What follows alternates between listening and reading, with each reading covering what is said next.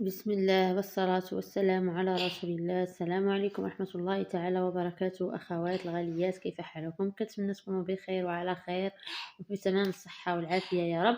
اليوم إن شاء الله جيتكم بهذا الفيديو اللي داير ضجة على الفيس وعلى تيك توك.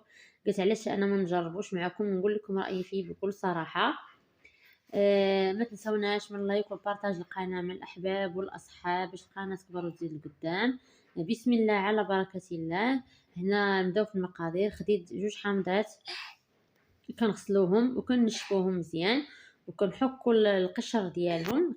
نحكوا غير داك القشر الاصفر، ما كنوصلوش لهذيك القشره البيضاء، ما كنوصلوش ليها نهائيا.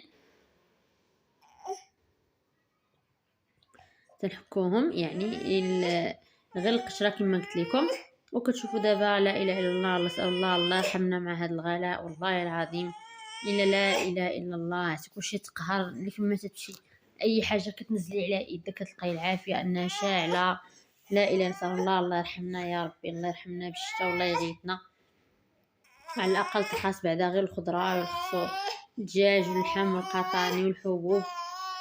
الحمد لله، نسال الله يغني فقراء المسلمين اجمعين يا رب. هنا بعد ما تنحكوا القشره كنضيفوا كاس ديال السكر سنيده. كنضيفوا السكر ديال كاس ديال العنبه.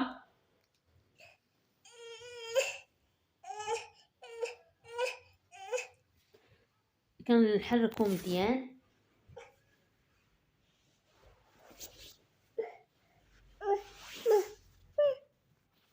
وكنضيفو هنا حق ديال الياغورت بنكهه الحامض. انا لقيت ديال ما كانش ديال الحامض ديروا ديال الفاني، انا خديت ديال الحامض. تيكون شويه في الحوانت حقه بزاف. انا خديته من بين بصراحه، مشيت حتى لبين وجدته باش نعزز هكا النكهه. الا ما كانش كتفي ديال الفاني، حتى ديال الفاني غيجي مزيان. يعني الفاني كيتواتى يعني بشكل رائع مع الحامض.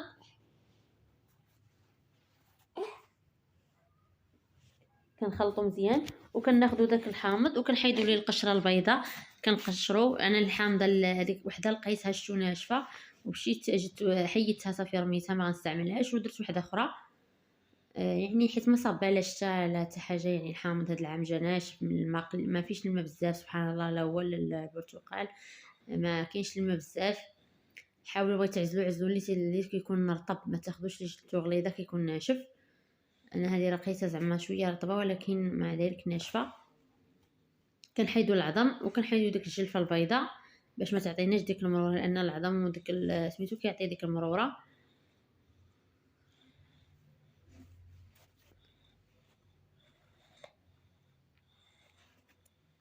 صافي كنخلطوا الكل، تنخلطوا كل شيء. نخلطوا مع داك مع القشره والياغورت وسكر سنيده. وكنضيفوا نصف لتر من الماء وكنطحنوه وكنصفيوه. هنا الماء غير عادي من الروبيني، نصف لتر اللي كنضيفو في الاول. وكنطحنوه مزيان حتى كيطحن يتنيل داك الخليط عندنا يطحن. وكنصفيوه.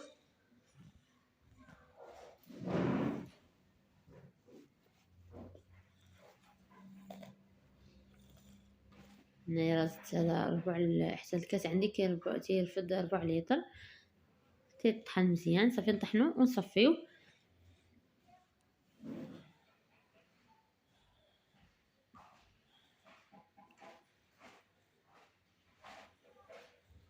هنا كيتصفى مزيان وكنضيفو نصف لتر اخر من الماء.